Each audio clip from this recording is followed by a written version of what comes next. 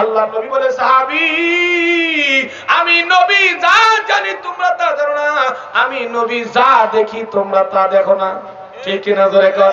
আল্লাহর পয়গম্বর বলে সাহাবী তোমরা সকলেই সাক্ষী থাকো, আজকে জুমার নামাজ পড়ার জন্য মিম্বারে যখন আমি পাড়া দিব, প্রথম সিঁড়িতে যখন পাড়া দিব, ঠিক সেই মুহূর্তে আমার ডান পাশে স্বয়ং জিবরাইল আমিন আসছে।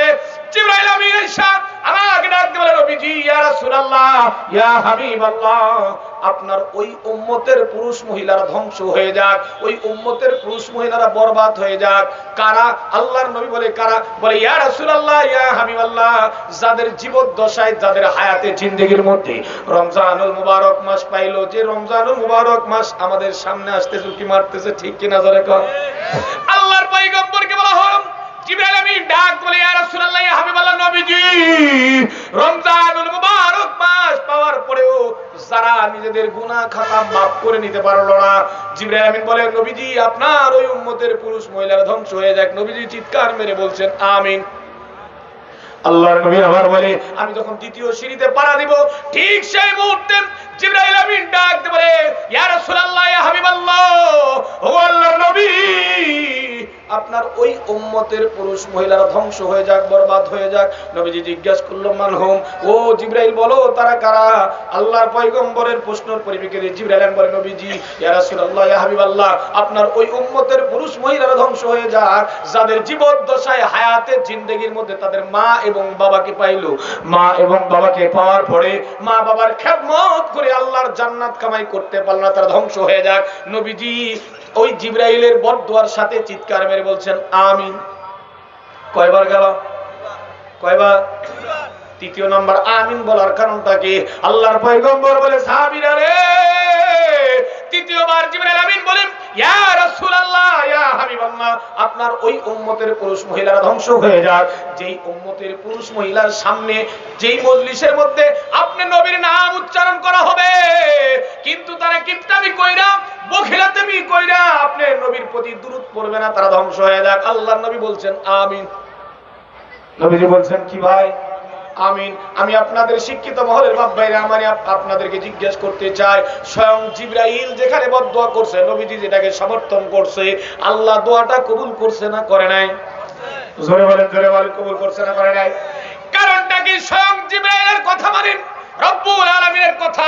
কবি বলেন মুহাম্মদ হারগিজ না গুপ্তা, তা না গুপ্তা জিবরাইল, জিবরাইল হারগিজ না গুপ্তা, তা না গুপ্তা রব্বে জলি। মুহাম্মদ সাল্লাল্লাহু আলাইহি ওয়াসাল্লাম ততক্ষণ পর্যন্ত কোনো কথা বলতেন না যতক্ষণ পর্যন্ত জিবরাইল আমিন নবীকে বলতে অনুমতি না দিতেন, আর জিবরাইল ততক্ষণ পর্যন্ত কোনো কথা বলতেন না তা না গুপ্তা রব্বে জলিল, যতক্ষণ পর্যন্ত আসমান জমিন ভূমণ্ডল নমণ্ডল तमाम কুল কায়নাতের মালিক আল্লাহ জিবরাইলকে পারমিশন না দিবে ততক্ষণ পর্যন্ত জিবরাইল কোনো কথা নিজের থেকেও বানায় বলতেন না।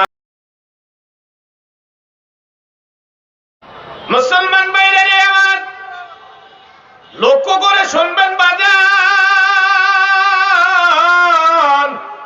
আজ থেকে বহু বছর আগে দুনিয়ার জমিনে আল্লাহ রাব্বুল আলামিন মানুষ সৃষ্টি করে দুনিয়ার জমিনে পাঠিয়ে দিলেন। বন্ধুরা রে আমার, এই মানুষগুলো দুনিয়ার জমিনে আসার পরে আত্মহনিকারপূর্ণ দাম্ভিকপূর্ণ জীবন গঠন করার পরে এই মানুষগুলি তাদের বাপ দাদার ধর্ম, কেউ বাবার ঠাকুর, কেউ বাবার দেবী, কেউ বাবার গাছের পূজা, কেউ বাবার রঙ্গ, কেউ বাবার সঙ্গ, ভাইজান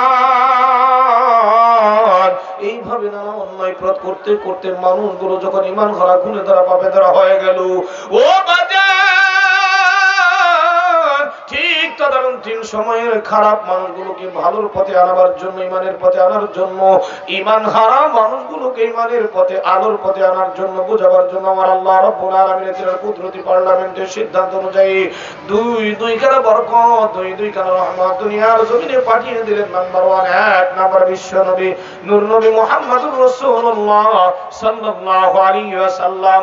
দ্বিতীয় নম্বরে ওই নবীদের উপরে আমার আল্লাহ দয়া করে মায়া করে নূর নামক 30 পারা আল কোরআন আমার আল্লাহ নাযিল করে দিলেন। জোরে বলেন সুবহানাল্লাহ।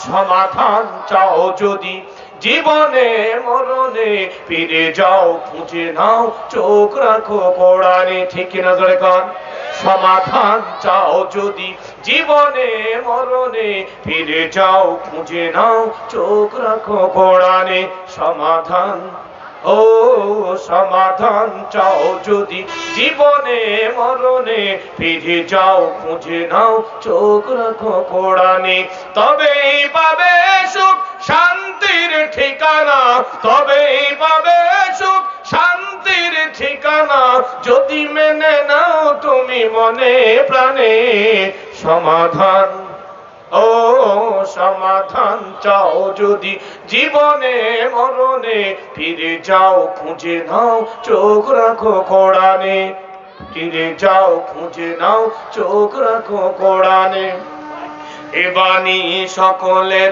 নয় শুধু মুমিনের যারাই চলবে মেনে ফল পাবে কোরআনের এ বাণী সকলের নয় শুধু মুমিনের যারাই চলবে মেনে ফল পাবে কোরআনের ঘরে বলো কিংবা রাষ্ট্রে বলো ঘরে বলো কিংবা রাষ্ট্রে বলো অশান্তি দূর করে শান্তি আনে সমাধান ও সমাধান চাও যদি জীবনে মরণে ফিরে যাও খুঁজে নাও চোখ রাখো কোরআনে সমাধান মারহাবা কোন আল্লাহ বলেন নবীজি तमाम পৃথিবীর মানুষগুলোকে আমার পক্ষ থেকে জানিয়ে দাও নবীজি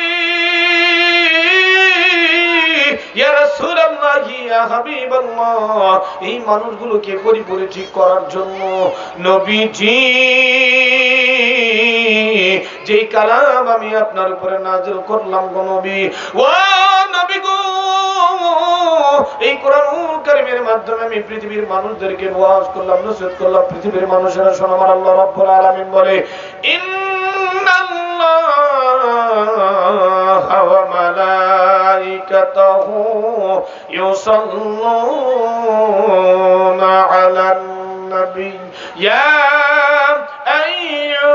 আইয়ুহাল্লাযীনা আমানু সাল্লু আলাইহি ওয়া সাল্লিমু তাসলিমা আল্লাহু আকবার বলি মুসলমান ভাইরে আমার আল্লাহ রাব্বুল আলামিন বলে ইন্নাল্লাহা ওয়া মালাইকাতাহু ইউসাল্লুনা আলান নবী নিশ্চয়ই নবীর প্রতি আল্লাহ রাব্বুল আলামিন সব ফেরেশতারা সহ সমস্ত কুল কায়নাত মাখলুকাতের সমস্ত সহ আল্লাহ রাব্বুল আলামিনের পয়গম্বরের উপর রহমত নাযিল করে দরুদ পড়তে থাকে সুতরাং ও মুসলমান ঈমানদারের দলে আল্লাহ বলেন ইয়া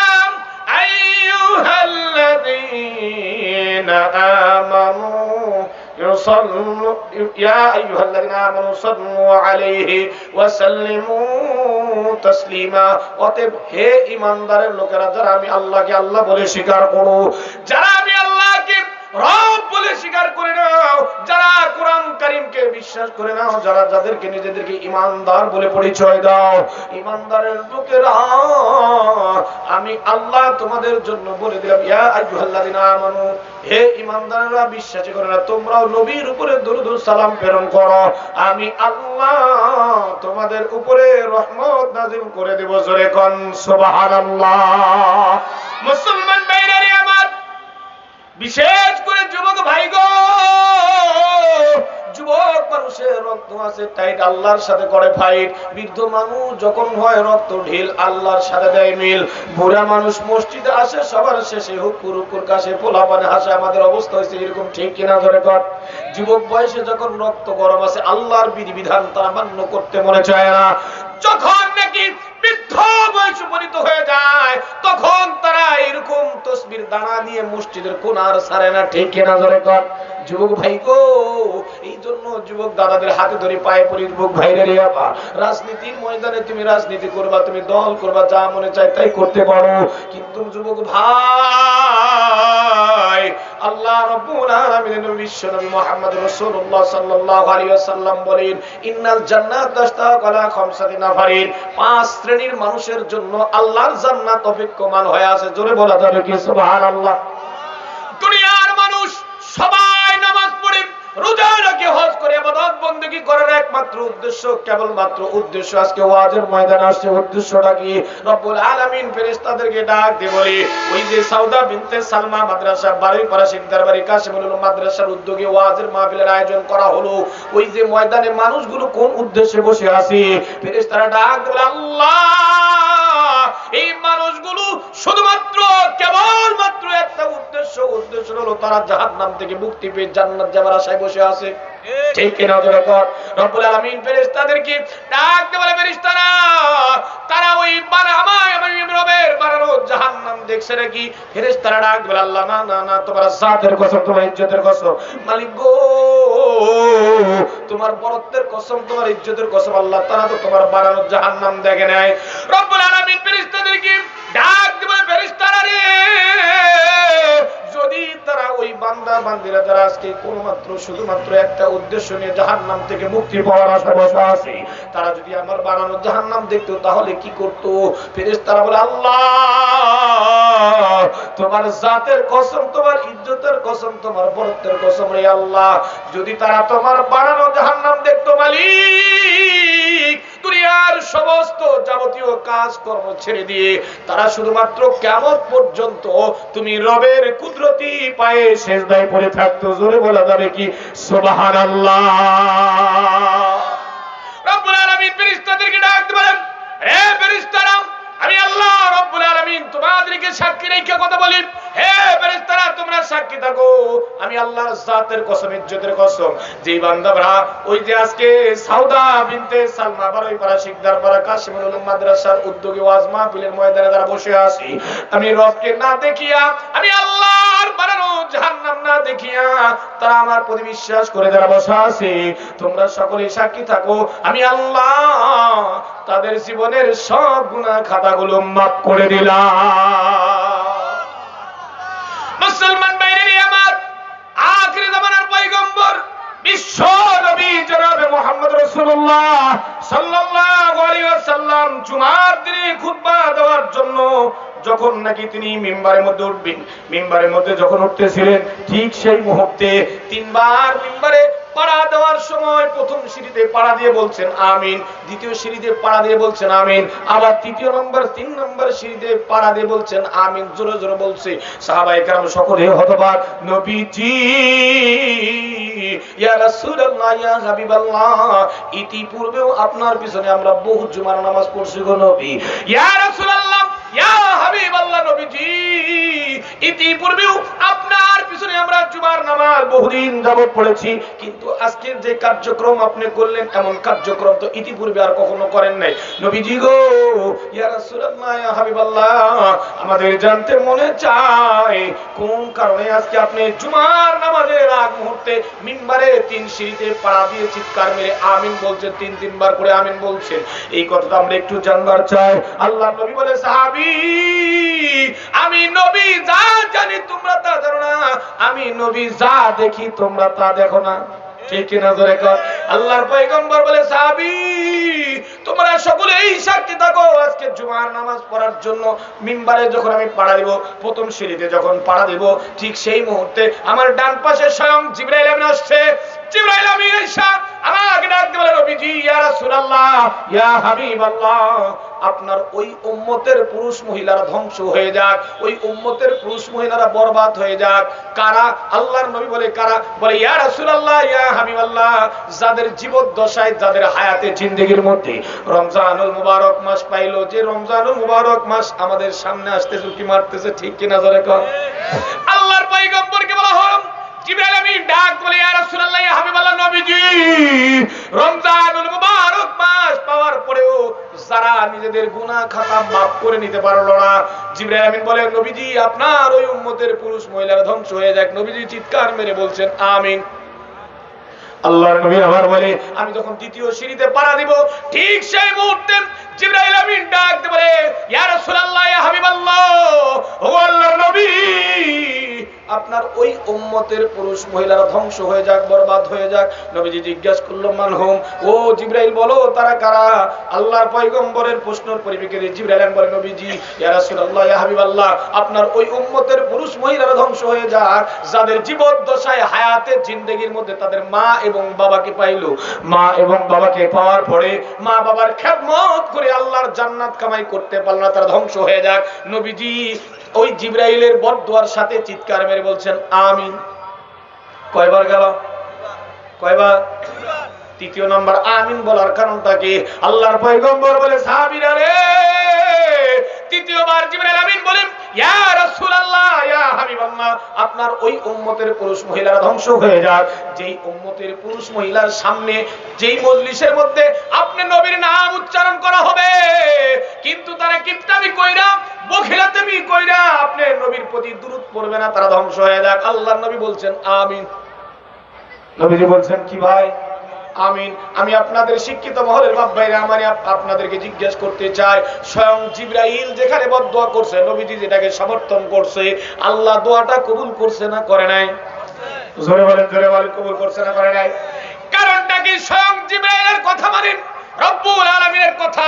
কবি বলেন মুহাম্মদ হারগিজ না গুপ্তা তা না গুপ্তা জিবরাইল, জিবরাইল হারগিজ না গুপ্তা তা না গুপ্তা রব্বে জলি। মুহাম্মদ সাল্লাল্লাহু আলাইহি ওয়াসাল্লাম ততক্ষণ পর্যন্ত কোনো কথা বলতেন না যতক্ষণ পর্যন্ত জিবরাইল আমিন নবীজিকে বলতে অনুমতি না দিতেন, আর জিবরাইল ততক্ষণ পর্যন্ত কোনো কথা বলতেন না তা না গুপ্তা রব্বে জলিল, যতক্ষণ পর্যন্ত আসমান জমিন ভূমণ্ডল নমণ্ডল তামাম কুল কায়নাতের মালিক আল্লাহ জিবরাইলকে পারমিশন না দিবে ততক্ষণ পর্যন্ত জিবরাইল কোনো কথা নিজের থেকেও বানায় বলতেন না।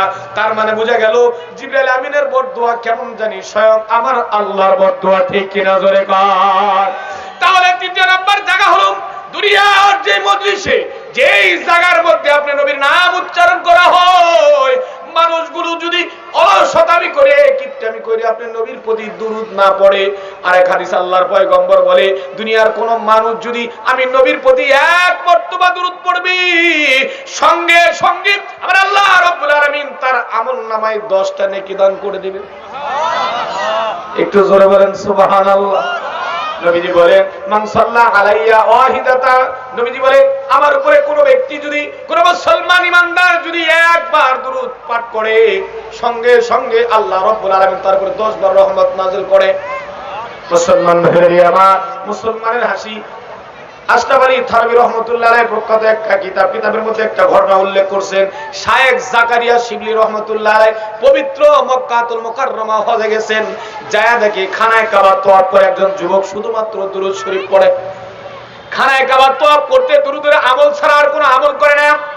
হযরত শায়েখ জাকারিয়া শিবলি রাহমাতুল্লাহ আলাইহি যুবকের চেহারার দিকে তাকায়, বারবার যুবকের কর্মকাণ্ডের দিকে তাকায়। যুবক আর কোন দোয়া পড়ে না, তালবিয়া পড়ে না, কিচ্ছু পড়ে না, শুধুমাত্র খানায়ে কাবা তওয়াফ করে আর যুবক শুধু দুরূদের আমল করে। এবং শায়েখ জাকারিয়া শিবলি রাহমাতুল্লাহ আলাইহি যুবককে জিজ্ঞাসা করলো, যুবক অন্যান্য দোয়া থাকা সত্ত্বেও আমি তোমাকে খেয়াল করেছি, লক্ষ্য করেছি তুমি বারংবার বারংবার দুরূদের আমল করতেছো, কারণটা কি আমি একটু জানবার চাই। যুবক ডাক দিয়ে বলে হুজুর যদি আপনি শুনতে চান তাহলে আমি বলতে পারি এই দুরূদের আমল করে আমি ব্যক্তিগতভাবে এমন লাভবান হয়েছি দুনিয়ার মানুষ সাক্ষী না থাকলে আমি স্বয়ং নিজে সাক্ষী। হযরত শায়েখ জাকারিয়া শিবলি রাহমাতুল্লাহ আলাইহি বলেন বাবা বলো তুমি এই দুরূদের আমল করার কারণে, দুরূদ শরীফের আমল করার কারণে তুমি কি এমন উপকৃত হয়েছো, বিস্ময়কর কি ঘটনা তোমার জীবনে ঘটে গেছে আমাকে একটু বলো। এবার যুবক বলে হুজুর গো আমি এবং আমার বাবা দুইজনে মিলে হজের জন্য রওনা করলাম, হজের সফরের জন্য রওনা করলাম। তৎকালীন সময় হজের জন্য রওনা করতে বাগদাদ নামক শহরে যখন আমরা বাবা ছেড়ে চলে আসলাম, ঘটনাক্রমে রাত্রিবেলা আমার বাবার শরীরে কম্পন ধরে ধরে বারংবার বারংবার জ্বর আসে, জ্বর সারে। রাত্রি যখন গভীর হয়ে যায়, রাত্রি গভীর হয়ে যখন গেছে আমার বাবার জ্বরের কারণে আতঙ্ক হইয়া দুনিয়ার থেকে ইন্তেকাল হয়ে গেছে। হুজুর জ্বরের কারণে যখন আমার বাবা মারা গেল আমি আমি আমার বাবার চেহারার দিকে তাকাইলাম, কিন্তু আশ্চর্যের বিষয় হুজুর গো, আমার বাবার চেহারাটা কেমন জানি শুকরের চেহারার দ্বারা পরিবর্তন হয়ে গেল। জোরে কোন নাউজুবিল্লাহ। আমার বাবার চেহারা যখন শুকরের চেহারা দ্বারা পরিবর্তন হয়ে গেছে, আমি বড় টেনশন পেরেশান। কি করব এই গভীর রজনীতে, কি করব না করব, আমার বাবাকে সমাজের মানুষের কাছে কিভাবে আমি মুখ দেখাবো? তার মৃত্যুর পরে চেহারাটা তার পরিবর্তন হয়ে গেছে, শুকরের চেহারায় পরিবর্তন হয়ে গেছে। আমি কোনো দিক কুল না পাইয়া একটা কাপড়ের মাধ্যমে আমার বাবার চেহারা ঢেকে দিলাম। হুজুর, ঢেকে দেওয়ার পরে চিন্তায় বিভোর হইয়া বাবার লাশের পাশে আমি একটু তন্দ্রাচ্ছন্ন ভাব ধরে গেছি। হঠাৎ করে আমি তন্দ্রাচ্ছন্ন ভাবের মধ্যে হঠাৎ করে তাকায় দেখলাম একটা সুশ্রী যুবক সাদা ধবধবে কাপড় পরিহিত অবস্থায়, চেহারাটা তার পূর্ণিমার চাঁদের মতো, এত সুন্দর পূর্ণিমার চেহারার মতো একটা যুবক আসার পরে আমার বাবার শরীর থেকে, চেহারার থেকে কাপড়টা সরালো। কাপড়টা সরানোর পরে আমার বাবার চেহারার মধ্যে হাতটা যখন বুলায় দিল, সাথে সাথে আমার বাবার চেহারাটা শুকরের চেহারার থেকে পরিবর্তন হয়ে পূর্ণিমার চাঁদের মতো জ্বলজ্বল করতে শুরু করে দিল। সুবহানাল্লাহ। হুজুর, এই অবস্থা দেখার পরে আর পর আমার যার পর নাই খুশি। আমার বাবার চেহারা প্রথমে অবস্থায় মৃত্যুবরণ করার পরে শুকরের চেহারা পরিবর্তন হইল। এরপরে চিন্তার কারণে আমি বিভোর হয়ে আছি। হঠাৎ করে ওই যুবক আসার পরে আমার বাবার চেহারা সুন্দর হয়ে গেল। এরপরে আমার মনে কৌতূহল জাগলো, এটা মনে কোনো সাধারণ কোনো মানুষ নয়, এটা মনে অসাধারণ কোনো মানুষ, তার অলৌকিক কিছু ক্ষমতা আছে। ওই যুবক, ওই মানুষটা যখন আগন্তুক যখন যেতেছিল যাইতেছিল, আমি ওই যুবকের জামার ওড়না ধরে ডাক দিয়ে বলি, যুবক কে গো তুমি? তুমি এত বড় পরম আত্মার আত্মীয়র মতো একটা কাজ করছো, এমন বন্ধুর মতো একটা কাজ করছো। যুবক, আমি তোমার পরিচয় জানবার চাই। যুবক, ও আগন্তুক ভাই, তোমার পরিচয়টা একটু দিবানি। এবার যুবক ডাকতে বলে, তোমার বাবা প্রতিনিয়ত এজান উপরে আমল করে। আমি সাইয়্যিদুনা হযরতুল সৈয়দ নবীউল শাফিউল মুজনাবিন, যিনি আমি সমস্ত কুল কায়নাত মাখলুকাতের জন্য সুপারিশ করব, আমি হলাম আখিরি জামানার পয়গম্বর মুহাম্মাদুর রাসূলুল্লাহ সাল্লাল্লাহু আলাইহি ওয়াসাল্লাম। এবার যুবক আনন্দে আত্মুল্ল হয়ে গেছে। যুবক চিন্তা করেন, আল্লাহর পয়গম্বর বলে, যদি কোন মুসলমান ইমানদার ঘুমের ঘরে স্বপ্নের যোগে নবীজিকে চেহারা দেখে, তার জন্য আল্লাহর পয়গম্বর বলে জান্নাত ওয়াজিব হয়ে যায়। সুবহানাল্লাহ। ঘুমের ঘরে স্বপ্নের যুগে আল্লাহর পয়গম্বর বলে, তিরমিজি শরীফের হাদিস, যদি কোন মুসলমান ঘুমের ঘরে স্বপ্নের যুগে আমি নবীর চেহারাকে দেখে, সে বাস্তব পক্ষে আমি নবীর চেহারা দেখলো। কারণটা কি? শয়তান কখনো আমি নবীর চেহারার আকৃতি ধারণ করতে পারে না।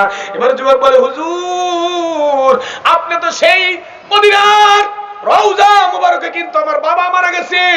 এই যে আপনার বাগদাদ শহরে আমার বাবার মৃত্যুর ঘটনা, খবরটা আপনি নবী পর্যন্ত পৌঁছাইলো কে? আল্লাহর পয়গম্বর বলে, তোমার বাবার ছোট্ট একটা আমল আছে।